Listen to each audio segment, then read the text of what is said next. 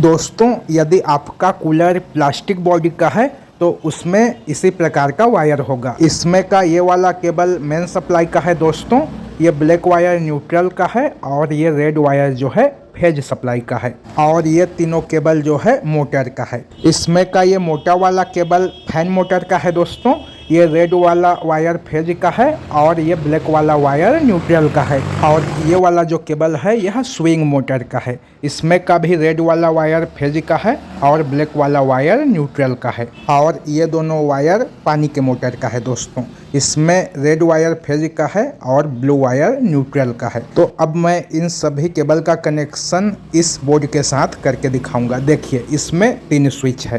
तो सबसे पहले हमको क्या करना है, सबसे पहले हमको तीनों स्विच के नीचे वाले पिन को आपस में शॉर्ट करना है, मतलब कि तीनों स्विच के नीचे वाले पिन को एक बनाना है। तो मैं एक वायर ले लेता हूँ और वायर को स्विच के नीचे वाले पिन में कनेक्शन कर देता हूँ। देखिए दोस्तों, मैंने यहाँ पर वायर का कनेक्शन कर दिया। अब यहाँ से जो वायर बाहर निकल रहा है इसे हमें बीच वाले स्विच के नीचे वाले पिन में लगाना है। तो चलिए मैं इस वायर को इस वाले स्विच के भी नीचे वाले पिन में लगा देता हूँ। अब हमें यहाँ पर एक वायर और लगाना है, तो मैं इस वायर को भी यहाँ पर लगा देता हूँ और इस पेज को अच्छे से टाइट कर देता हूँ। अब इस वायर को हमें इस वाले स्विच के नीचे वाले पिन में लगाना है, तो मैं इस वायर को इस तीसरे वाले स्विच के नीचे वाले पिन में लगा देता हूं और इसके भी पेज को अच्छे से टाइट कर देता हूं। देखिए दोस्तों, मैंने तीनों स्विच के नीचे वाले पिन को वायर की सहायता से शॉर्ट कर दिया। अब हमें इसमें कूलर के मोटर के वायर का कनेक्शन करना है। तो पहले मैं पानी मोटर के वायर को ले लेता हूँ। देखिए, इसमें का जो रेड वायर है इसे हमें इसमें से किसी भी एक स्विच के साथ कनेक्शन कर देना है। तो मैं इस वाले स्विच के साथ पानी मोटर के वायर का कनेक्शन कर देता हूं दोस्तों।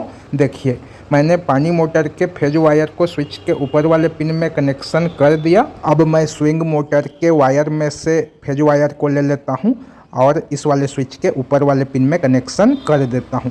आप जिस भी स्विच से जिस मोटर के फेज वायर का कनेक्शन करेंगे वो स्विच उस मोटर को ऑन ऑफ करेगा दोस्तों। अब चलिए मैं फैन मोटर के फेज वायर को इस वाले स्विच के ऊपर वाले पिन में कनेक्शन कर देता हूँ। ये वाला स्विच फैन मोटर को ऑन ऑफ करेगा। देखिए, मैंने फैन मोटर के वायर को भी स्विच के ऊपर वाले पिन में कनेक्शन कर दिया।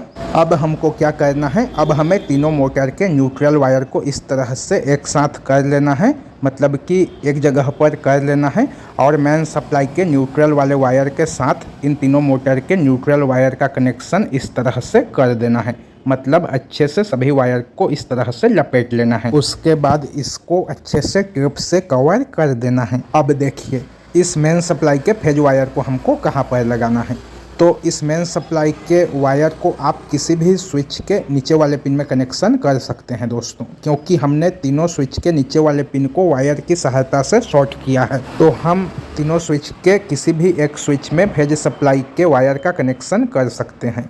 तो चलिए मैं यहाँ पर इस मेन सप्लाई के फेज वायर का कनेक्शन कर देता हूँ और वापस से इसके पेज को टाइट कर देता हूँ। देखिए दोस्तों, मैंने यहाँ पर फेज सप्लाई के वायर का कनेक्शन कर दिया। अब इतने में हमारे कूलर बोर्ड का वायरिंग जो है कंप्लीट हो गया। अब हम इस बोर्ड को कूलर में फिट कर सकते हैं, लेकिन उससे पहले हमको इस जॉइंट में टेप लगाना है दोस्तों, क्योंकि अगर हम इसमें टेप नहीं लगाएंगे तो शॉर्ट सर्किट होने का खतरा बना रहेगा। तो इसलिए हमको इस जॉइंट में टेप लगाना है।